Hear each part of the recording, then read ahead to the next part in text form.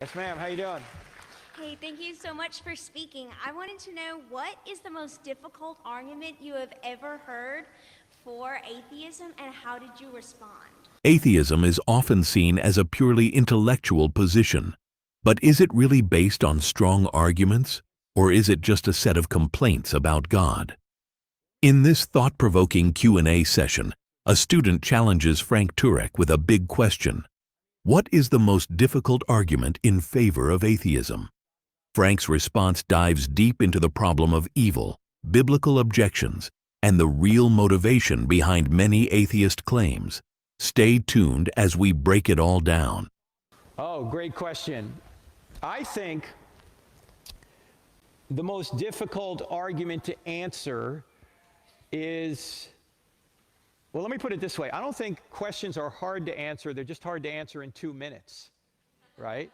I mean, if we had a semester, we could go through all the possibilities of why does God allow certain evils, right? I just gave a brief answer a few minutes ago, the ripple effect, right? But you could talk about that for a semester. So I think the biggest problem, or the hardest question to answer in a short period of time, is why did God allow this evil or that evil, and to give a satisfactory answer to that, because a lot of times we don't know why, but we know why we don't know why. And it's more of an emotional issue than an intellectual issue. So those are the harder ones to answer in a short period of time. Other hard ones are questions that are brought up about certain biblical passages that you don't always have time to exegete, meaning interpret properly in context in 2 minutes, right? You got to go back and look at the passage again, see what was going on, and so you need more time than that. Those are the hardest ones to answer. But with regard to atheism, I do not think atheists have arguments for atheism. What they have are complaints about the way God's running the universe. That's really what atheism's all about. I don't like the way God is allowing this evil. I don't like that God put certain restrictions on who I have sex with. I don't like the way God is running this or running that. Those are all complaints about the way God's running the universe. They're not arguments against God.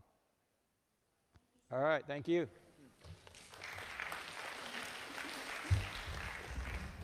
What is the most difficult argument in favor of atheism, and how do you respond to it? This is an important question because it goes beyond surface-level skepticism and seeks to identify whether atheism presents any arguments that genuinely challenge the existence of God. The student was not merely asking for common objections against Christianity, but was looking for the most challenging intellectual argument against theism. There are many criticisms atheists bring up, but which one stands out as the hardest to refute? By asking this, the student likely wanted to evaluate if atheism has any rational foundation, or if it is primarily based on personal dissatisfaction with God. How Christian thinkers like Turek handle the toughest intellectual objections, not just simple dismissals, but well thought out responses. The nature of the debate itself. Does atheism have compelling logical arguments, or does it mostly consist of emotional resistance to God? Turek responded that the problem of evil and suffering is the most difficult argument to answer, not necessarily because it is philosophically unanswerable, but because it is emotionally powerful. The argument essentially states, if God is all good and all powerful, why does he allow evil and suffering? If God exists, shouldn't he prevent unnecessary pain? If suffering exists, does that mean either God does not care or he does not exist? Turek acknowledges that this is a difficult issue because it affects people on a deeply emotional level. It is one thing to debate God's existence in an abstract philosophical sense, but it is quite another to sit with someone who has lost a loved one and try to explain why God allowed it. However, Turek also points out that the problem of evil is not actually an argument for atheism. It is an objection against the way God runs the universe. In other words, when atheists bring up evil and suffering, they are not providing a logical reason why God does not exist.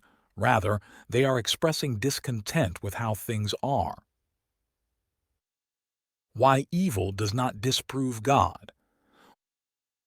One of the most important aspects of Turek's response is that evil itself requires an absolute moral standard. To claim that something is truly evil, we must have a concept of objective morality, a standard of right and wrong that exists beyond human opinion. But where does this standard come from? If God does not exist, then there is no ultimate basis for calling something objectively evil. Atheism, by definition, denies objective moral values. It can only say that morality is subjective, based on human preferences and culture. But if evil is truly real and not just a matter of human opinion, then it actually points toward the existence of God, not away from it. Turek argues that you cannot complain about evil unless you acknowledge a real, objective moral standard. And if that standard exists, then God must exist to provide it. Are atheist arguments logical or emotional? Turek also makes an important distinction. Atheists don't really have arguments for atheism. Instead, they present arguments against God's character. They object to how he operates, the existence of suffering, and biblical teachings they don't like. They argue that God doesn't do things the way they would like him to. They question why God allows suffering, but they do not prove that he does not exist.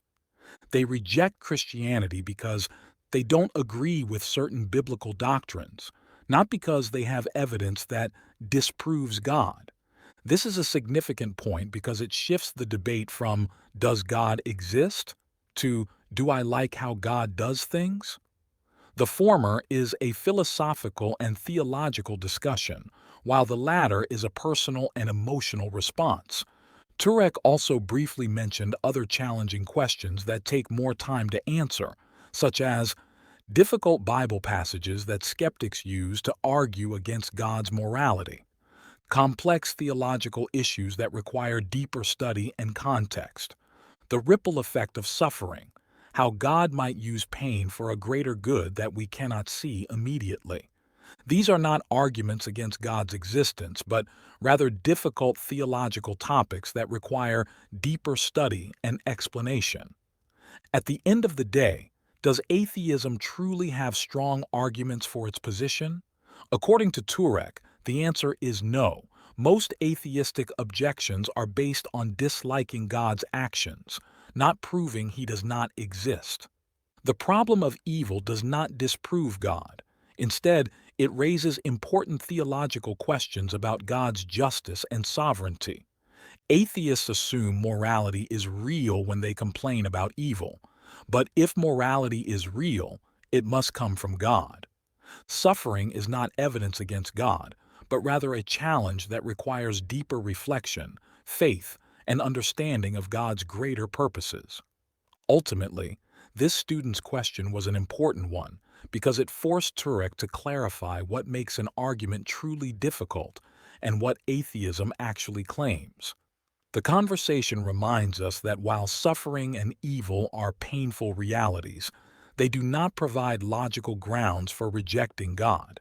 Instead, they invite us to trust that God's plan is greater than we can see. For those struggling with these questions, it's worth exploring both the philosophical and emotional dimensions of belief, because faith in God is not just about logic, but also about trusting in his character, even in the face of suffering.